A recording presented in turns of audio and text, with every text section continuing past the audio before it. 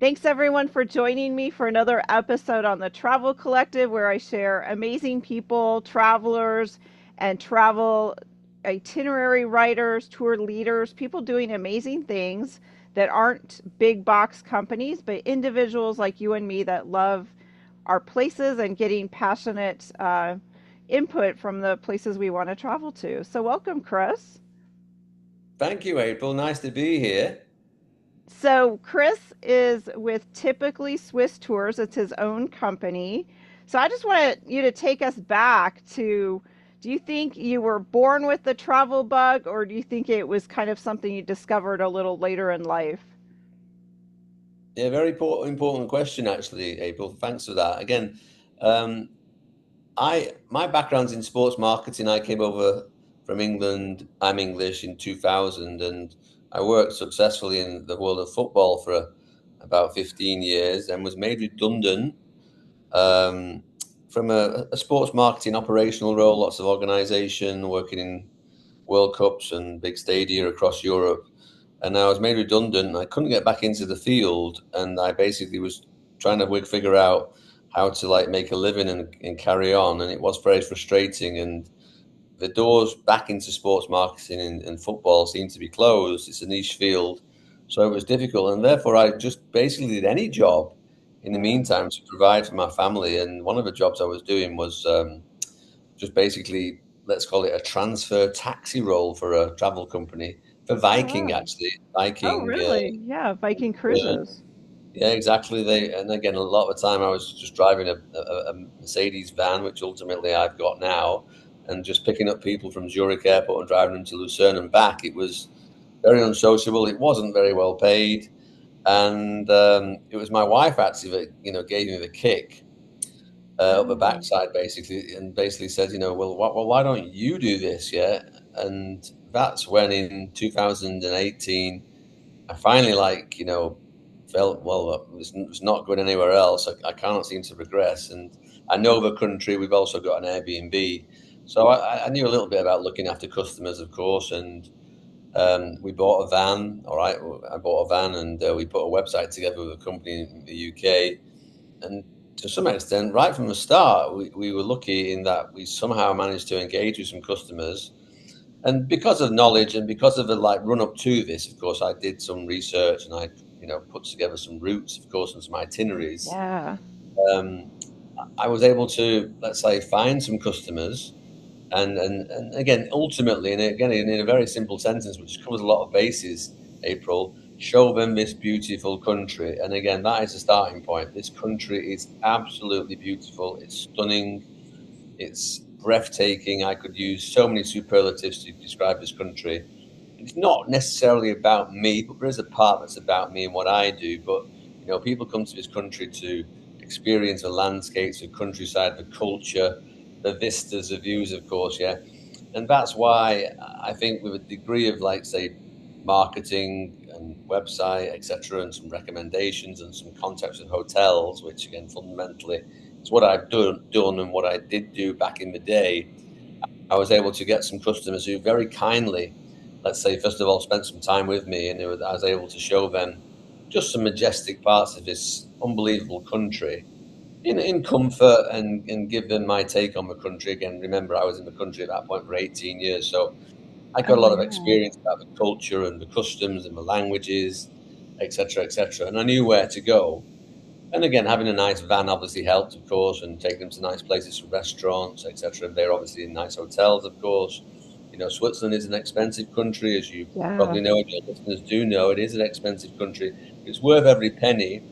And to answer your question, that's how it kind of started. So it was a little bit of a kind of, I wouldn't call it a last throw of the dice or last ditch effort to try and forward my career, but it was along those lines because I simply couldn't, let's say, get back into my chosen career, which was sports marketing, organizing big football matches. But because of the time spent in the country, again, approaching 20 years. And because I'd been in the country, and like you, April, and like your listeners, probably, you get around the place and get to know the place. Of course, you want to enjoy the country. I was fairly averse of what was nice and what was interesting and what was spectacular and where was good places to go. And obviously, found out since, obviously, some places where not many people go, of course, and that's the inside Yeah. information. So that's the starting point back in 18. Um, and I found my niche, of course. I mean, I can drive, of course. I can drive well. I can talk to people. I can communicate. I can look after people. I did that in my role in the sports marketing job, looking after partners and clients and sponsors, of course, yeah, and VIPs, but also with the Airbnb, of course. I mean, it was very much important that we communicated and looked after our guests. It's the same thing here, but to some extent as well, April. I'll just reiterate this point, which is really important. This country must rank in the top 5 countries for nature and for sheer beauty. It is an absolute beautiful country. I don't know what backdrop you've got there, but it's like that. Obviously, if you looking at sand and beaches, of course, then forget it. This is a landlocked country in the middle of Europe. Of course, if you're looking for vistas, mountains, lakes, gorges, waterfalls, history, great food, great locations, great hotels, great hospitality, cleanliness, safety, security. This is it. This is it. You should definitely come here because I think if you do come here, and again, I can say without any doubt in my mind that everybody that's been on a typically Swiss tour, but I suspect most people that have been to Switzerland will no doubt say to their friends and family, they had a great time. It's a beautiful country. We'll come back because that is what it is. Yeah, that's exactly what I would think. And it is interesting that it is landlocked. I mean, you're right in the middle of all these other places, France and Germany, and so how long of a time would you expect people should plan if they're coming to Switzerland just to see Switzerland? Well, again, you can't obviously go too far away from the budget element. Don't forget that one, of course. It is an expensive country, but I would say anything from 5 to 10 days. You could obviously spend longer, of course, yeah. But the beauty of it, April, is that it is close to Germany, it is close to France, it is close to Italy. Obviously, Liechtenstein as well is worth going to see. So, you could easily get around.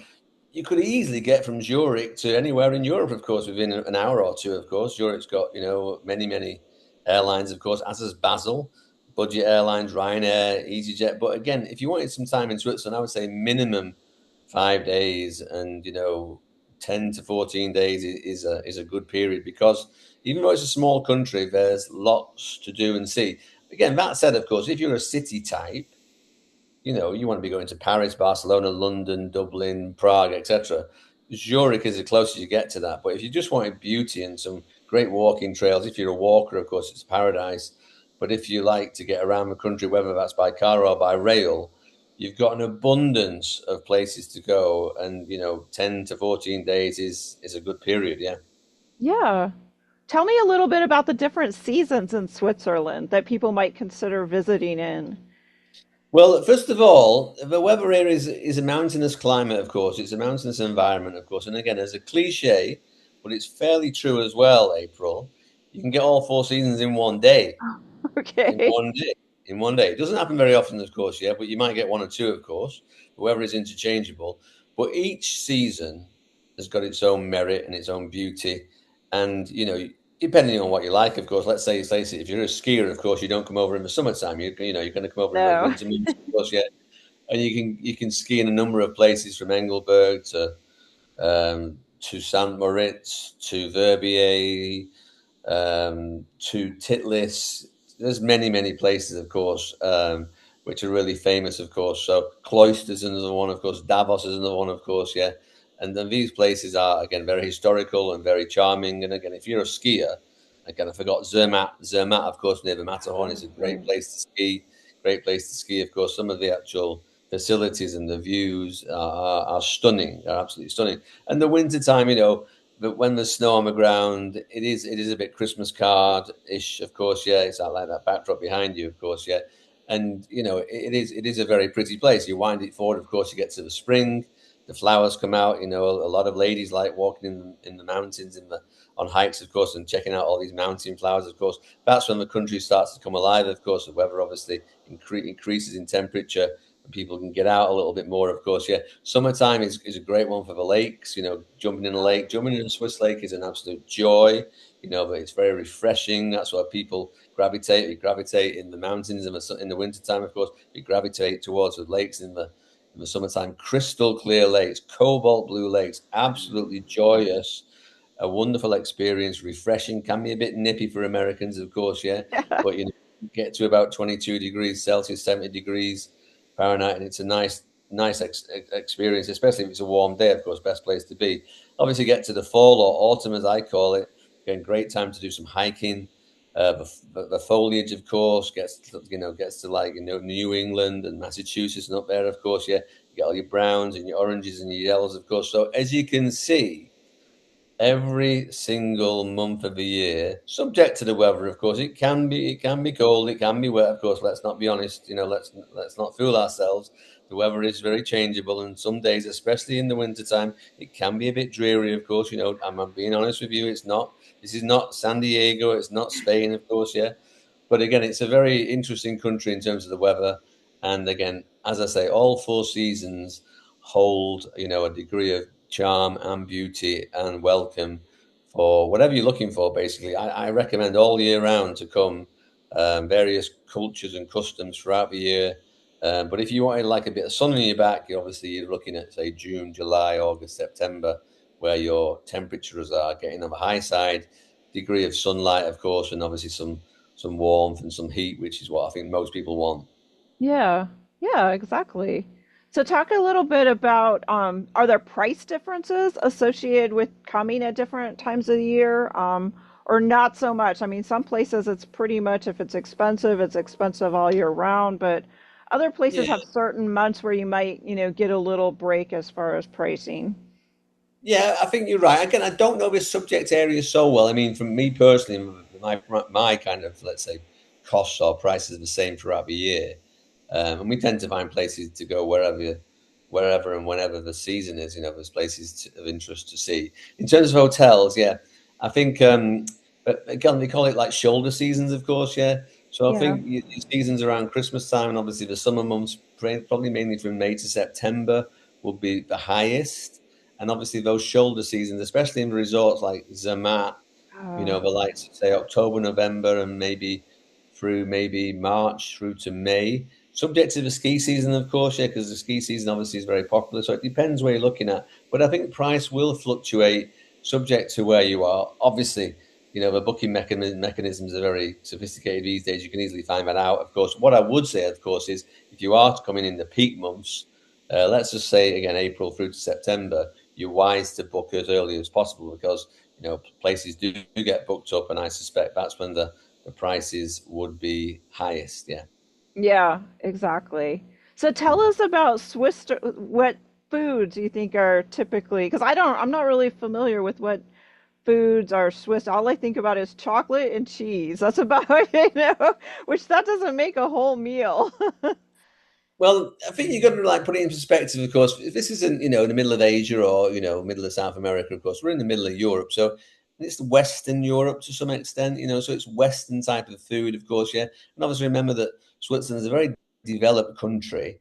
So there's a myriad of food restaurants in a lot of these places. Of course, a lot of these places are international. Zurich, of course, and places like Geneva and even Lucerne, where I'm speaking to you from right now. Um, they're very much catering for international tourists, of course, yeah. So you'll find again this word plethora of restaurants, in terms of Indian restaurants, Chinese restaurants, Italian restaurants, Greek restaurants, of course, yeah. But if you're concentrating on the food, of course, which is like what I think most people should do initially for some of their holiday, of course, yeah, in terms of local cuisine, you're right. You can't really get too far away from cheese to start with. Obviously, you wouldn't go into a restaurant and order some chocolate. Realistically, your chocolate's more of a, let's say, a snack, of course, or Right.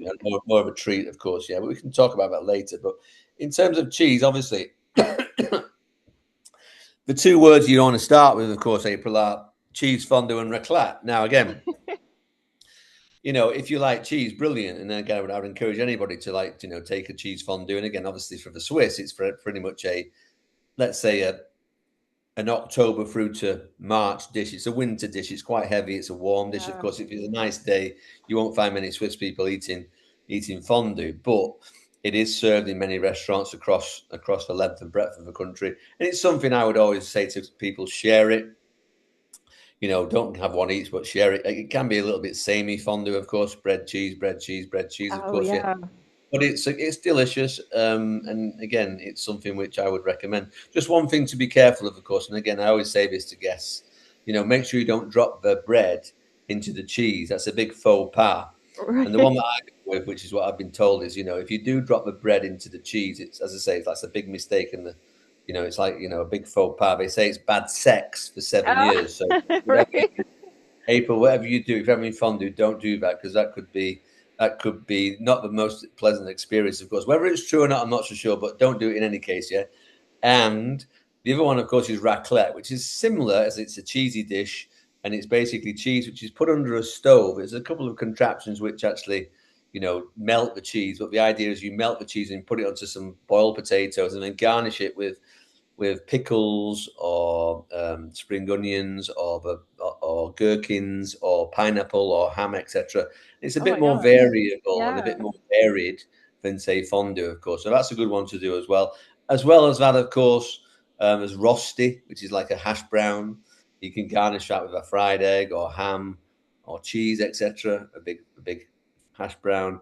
Then, to some extent, there are other regional dishes. A big dish in Zurich called Zurich Geschneltetes. It's like a veal dish in a creamy mushroom Hmm. sauce, normally served with rosti, and something called Alpa macaroni, which is a bit like mac and cheese, normally served in the mountains with potatoes and apple sauce, which is also a very big Swiss dish.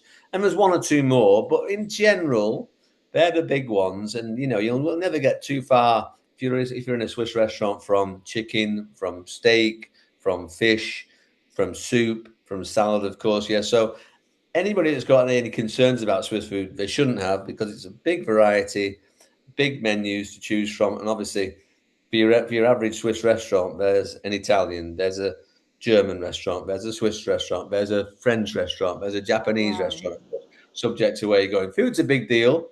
Eating out's quite expensive, Yeah, but it does. normally it's good service. Normally it's good quality. It's just quite an expensive occasion, but normally the quality is good. And again, in all these big tourist centres, Interlaken, Lucerne, um, Geneva, Basel, Bern. Again, there's many, many restaurants to choose from. Yeah, wonderful. So what are some favorite places that you like to take people to? Just give us a few tidbits. Well, again, April, what I would say is that, the places which you know of and the places which are advertised and publicized are good places. In fact, I would say go to these places. And the reason why they are publicized and promoted is because they are good places, of course. And these are the places where you should go to. So I can reel off loads. So a trip to Bern, a trip to the Matterhorn in Zermatt, a trip to the Bernese Oberlands, a trip around Lake Lucerne and Lucerne region, of course, a trip to Appenzell, a trip to the Rhine Falls, even a trip to Geneva, a trip to Lavaux, the wine region, and Montreux Wow. and Vevey on the west side of the country, of course, a French-speaking part. There are numerous points of interest, of course. It really just depends on what you like doing, of course. So, for example, if you're a wine lover, you should go to Lavaux, which is near Montreux, which is where Lake Geneva is, of course, and where there's acres and acres of vineyards and acres and several domains where you can sample wine, sit down with a wine grower, drink wine, look at the views, of course, and it's just a lovely experience. If you're into, say, adrenaline sports, of course, well, Interlaken is the second biggest place, apparently, they tell me, after Queenstown in New Zealand. Yeah, I think I've heard So that too.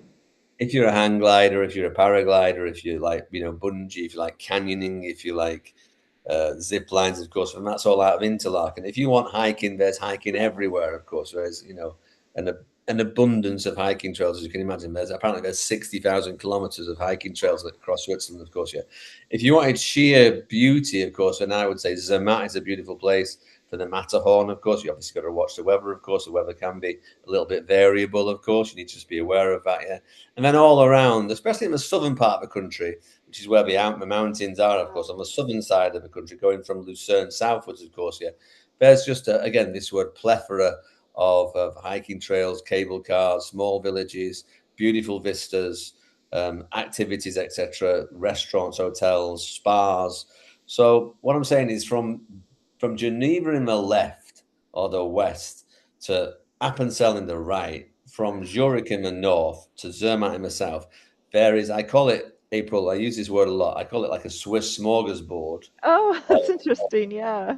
interesting, beautiful, worthwhile, magnificent, stunning, breathtaking, wonderful, majestic, mesmerizing, mystical places to see and then things to do as well. I mean, of course, as I say, if you're looking to surf, then Yeah, you this can't is a lose. good you're right. But if you're looking to spend some time in some fantastic environments with some fantastic scenery on some fantastic engineering, which gets you from A to B, whether that's on a lake or on a mountainside, of course, some of those those mechanisms, those Yeah. cable cars are just wonders of engineering, and again just blow you away. As is the tunnels, of course, you're on the trains, of course. So what I'm saying is the country is 65% mountains, and considering it is, it can easily get around the country and navigate the country on boats, on trains, in cars, etc. So they've done a fantastic job. They're just a clever bunch of people here, yeah. And as I say, all over the country, there are some simply, interesting and beautiful and stunning things to see and do. You hear a lot about the Christmas villages in like Europe, but you don't hear so much about Christmas villages in Switzerland. Is that not a thing or? I think they may have been like slow to catch on, but I think definitely for the past 20 odd years, again, there's a myriad of Christmas markets in towns and cities and villages, of course.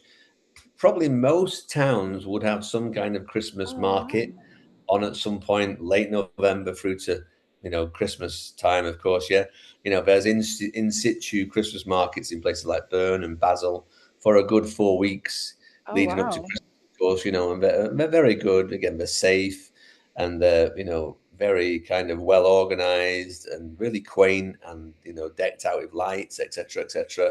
Lots of Christmas food on offer, of course, from glühwein to bratwurst to all sorts of again. These places tend to have become, from my experience, a little bit like a food market as well, an Yeah. international food market. I mean, the stalls are there, of course, selling lots of gifts, of course, and it is a pleasant thing to do.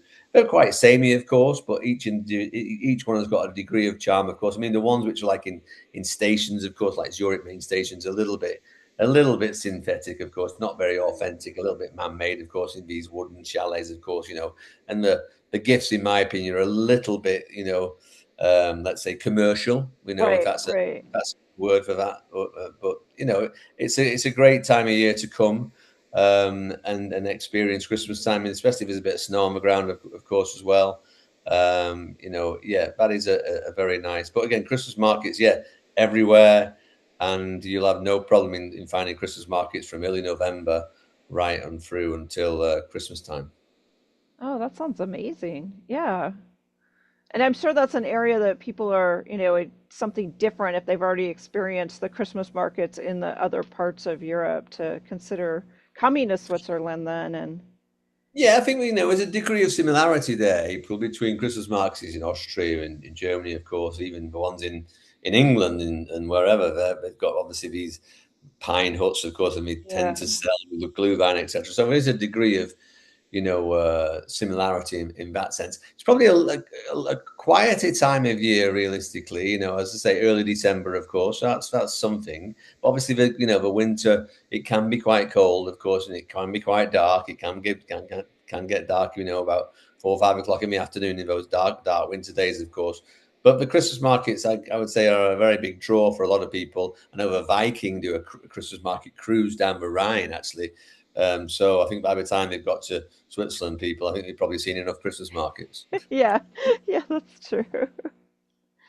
So talk to me about the variations in lodgings. I mean, a lot of these cities like Zurich and Lucerne, I mean, they have the super high-end lodgings, but are there, more local mom and pop owned? I know you mentioned you ran an Airbnb for a while, but are there also like small inns or small locally, places that maybe only have a few rooms that might be a little more affordable for people trying to save a little money. Good point. It's a fair point. I think, especially if you consider that, I always say this to guests. Of course, Switzerland isn't cheap, and again, if you want to do stuff, of course, you can hike all day, of course, which won't cost you a lot of money. But I think if you're hiking for 3 or 4 days of your holiday, you'd probably get tired after a while, of course, yeah. And to get to a lot of these hiking trails, you probably do need to invest money in cable cars or boats or some mode of transportation, which can reach into your budget to some extent. So again, I always say and I encourage people to like go low on accommodation, so they can like say enjoy themselves Right. in restaurants on activities, etc. Because again, realistically, leaving your hotel room about say 9 o'clock in the morning, you might not get back until say 5, 6, 7 o'clock in the evening, of course, and then invariably you'll probably go out for dinner.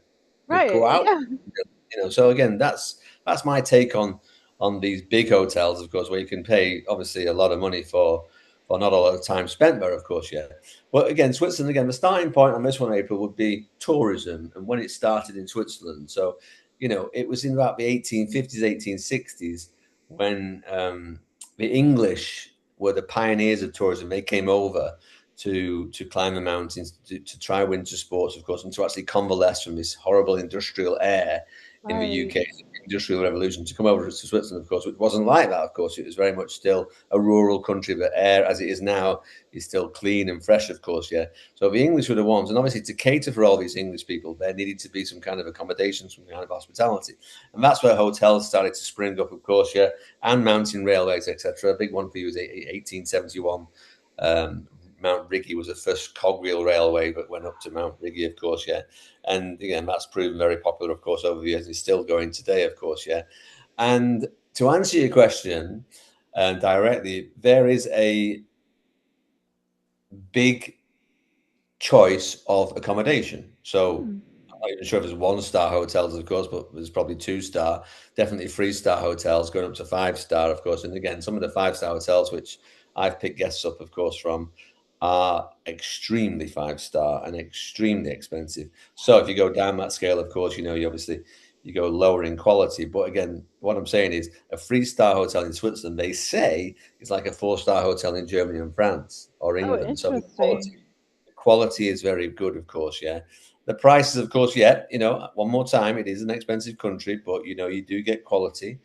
And again, as apart from hotels, of course, as we touched on, Airbnbs, hostels, youth hostels, farmhouses. You can even sleep in a farm and sleep in some straw, of course, things like that. So some quirky elements, campsites. Um, there's that complete range, which you'd find in most developed Western countries, of course. So it's really about budget. Um, and again, subject to your budget and what you want to do, of course, you've got ample opportunity to pick and choose, of course. I mean, booking systems and information online, of course, is so sophisticated these days. You could easily find out from a Google search what you wanted to do, of course. And obviously, booking.com, of course, has got it all in front of you. You can refine a search to get exactly what kind of accommodation you want and what kind of budget. But invariably, and again, I've met, hundreds of people, they've never really complained about, provision of hotels or hospitality or services. Of course, I think ingrained into the DNA of Switzerland is this kind of like, let's say, care of people, hospitality, guest services, a good level of accommodation, because that's what the Swiss want. The Swiss want themselves, Right.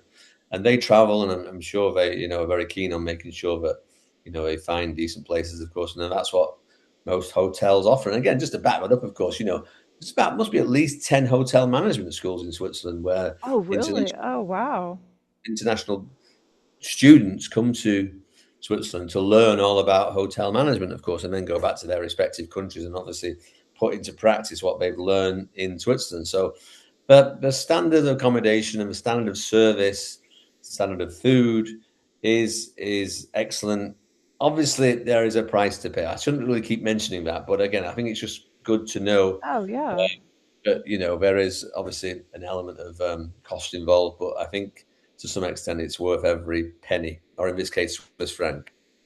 Right, right. So tell us about what you offer your customers, kind of the options customers have if they work with you. Well, again, I think I started off by saying, April, that all I do realistically is pile people into a van and then drive them around the country. And that, in a nutshell, is what I do. But it is private and exclusive, and never mixed groups, of course. So if it was you and your family, it would only be you and your family. If it was you and your boyfriend or your husband, of course, yeah, then it'd just be you and your husband, of course. And again, it could be 1 day, it could be 10 days, it could be 14 days. I've done several 14-day Oh, tours wow. across Switzerland, and again, they've been enjoyable because you can actually get to like build relationships with people and get to know people. People tend to be who come to Switzerland. You tend to be, educated, cultured, and just good people, of course. And it's very easy to get on with them, of course. And it's very easy to get on with them, especially when you're showing them some absolutely Oh, stupendous, yeah. Oh, stunning yeah. places, of course. Yeah. So yeah, anything from 1 day, which is probably around about 70% of my business, just 1 day tours. Of course, I mean, people can do stuff on their own. Of course, I mean, to get around this country, as I said before, April, it's very simple. Everything's in English. People speak English. Um, you will not be surprised to hear when I tell you that everything runs on time. Swiss timing, Right. punctuality. It's clean, it's safe, etc., etc. If I'm being really, really honest and brutal and direct with you, I mentioned these two words when I'm talking to my clients. You don't get much riffraff Right. or what else do you want to call it? Trailer trash. Again, if I'm being again really descriptive, in Switzerland, people. Obviously, it probably comes down to the price, of course, but you get a refined, educated element that can enjoy scenery in safety and security and peace. And there's nobody kind of like bothering people, of course. Again, it's very orderly, the society here, and I think that's what people enjoy. But yeah, basically, what I would do is I would conduct a call like this with people. I conducted one earlier today with a family from or a lady and a gent from Louisiana, Oh, and we interesting. basically we had a video call and we talked about a 2 day tour and we talked about going to Lucerne for 1 day and I recommended some hotels. And then the second day we getting out of Lucerne and going to a place called the Bernese Oberland, which is a region, and again places like Interlaken, Grindelwald, Lauterbrunnen. And I gave them options, of course, and it was great to speak to them. It's even great to see them as I'm speaking to you right now, and just to try and read them and try and figure out what's good for them, giving them open questions, asking them what they like to do, what's your average kind of day on holiday, things like that. So you can actually tailor the actual location Yeah. and the experience to them, which I think is really important. It's a great, from my side, USP. It doesn't cost me any money, of course. I can do it all via WhatsApp, of course, yeah. And I think people actually glean two things from that. One is, oh, there's a guy investing some time with us, yeah.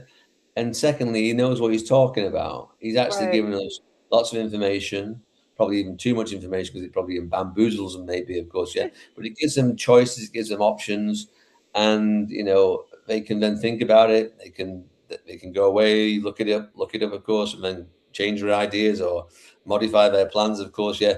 And we can try and formulate a plan around that. And obviously, some people, April, are very, very researched and knowledgeable, and other people are not, of course. And again, it doesn't really make any difference. We will try and obviously, match that research to what's on the ground, of course. And if they want to specifically go to Lauterbrunnen and Grindelwald because they've seen it, of course, yeah, Yeah. then we'll go there. Then we'll go there, of course. Again, what I didn't mention before, or what I touched on though, is very important, which is the element of insider information. And this is important. I mean, anybody that's been in the country like I have for 26 years and has been around a bit, not sat at home, watched TV all the time, of course, whatever, but has actually been physically about in the country, can easily find places to go Oh, which are yeah.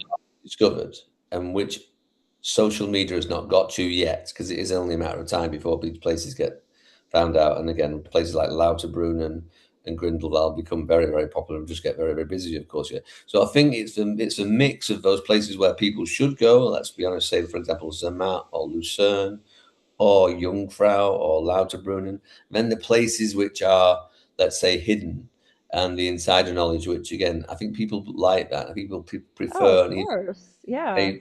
they really, I think, they cherish those kind of elements of being in a place where it's not full of Asian tourists, American tourists, of Right. course, or whatever. There's lots of people, and they feel a little bit like, oh, we've connected with someone who's a local who knows where to go, and I think that's the key. To mix those experiences and to get those people in places where not a lot of people go to, and you can really see that when you're with them, of course. And obviously, some people are more emotional, some people are more kind of open about certain things, of course. But I've been with several people who've really appreciated that kind of local knowledge, that getting away from it all. And again, it's the biggest cliche under the sun, April, but off the beaten track, hidden gems, which again is overly used, of course. But there are some places in Switzerland where I take people. Sulwald is one of them. Croix de Van is another one. Stein am Rhein is another one where they're a little bit undiscovered, but they're fantastic places which people should go to. But I shouldn't say that too loudly, of No, course, because don't. Yeah. We don't want to ruin those so, hidden gems. Exactly. yeah. And I think the key is, of course, just looking after people. I mean, it sounds an easy phrase, but it's a question of let's be honest, turning up on time. The van's clean. I'm clean. There's some chocolate in the car. There's some water in the car that's chilled.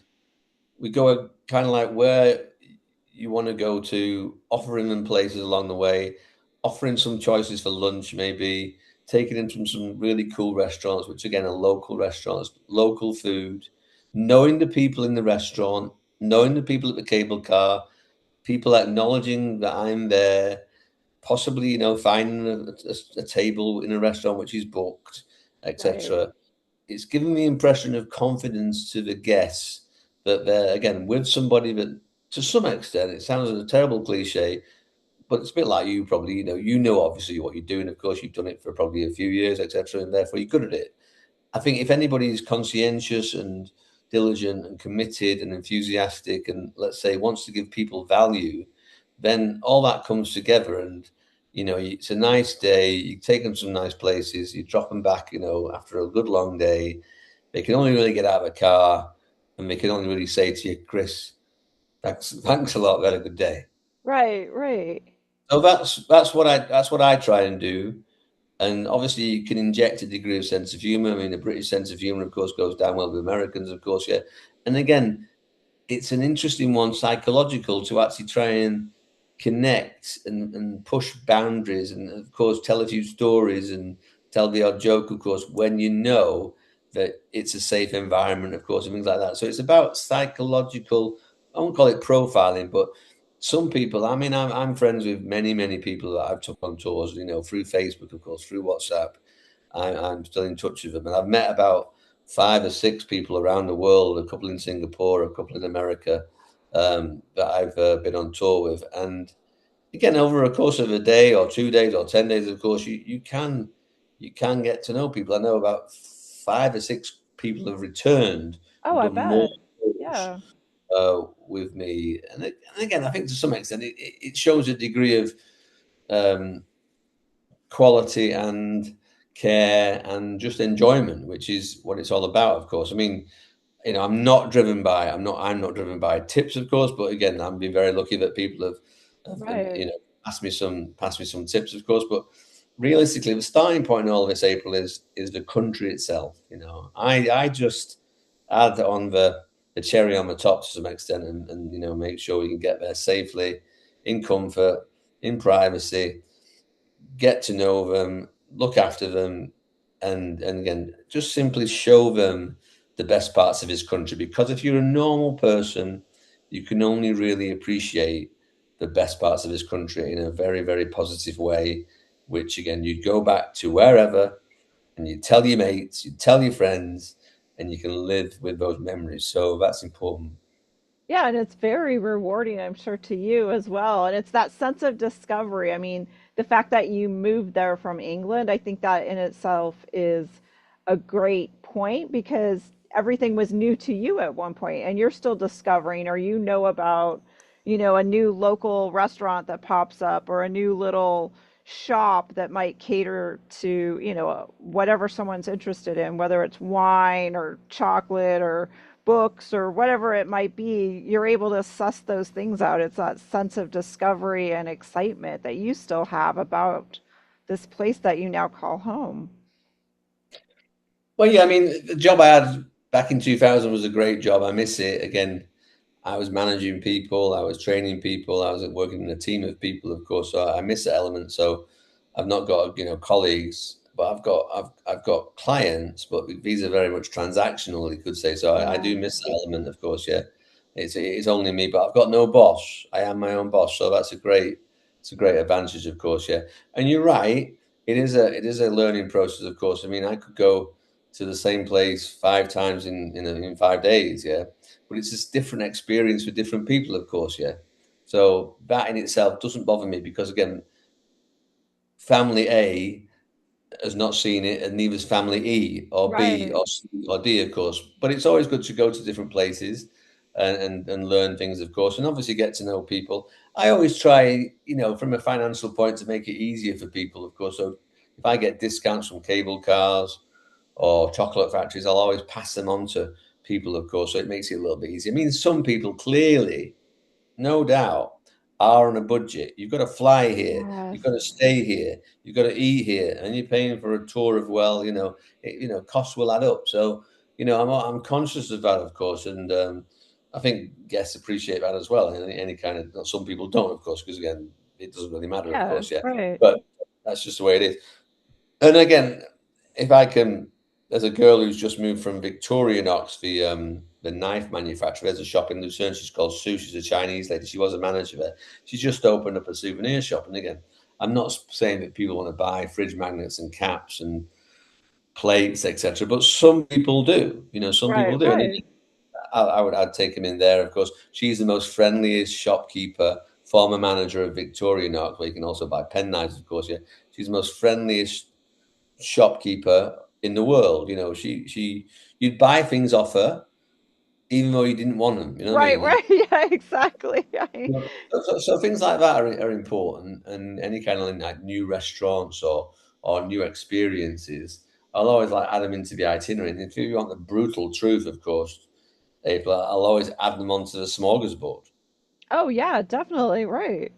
So it increases our offer, it increases that variety, of course. I mean, Oceansea in the Bernese Oberland is blue lake, which is again, it's all over Instagram, of course, yeah. But that is a place where I only discovered about 4 or 5 years ago, and again, since then, I think it's ballooned. It's become very, very popular.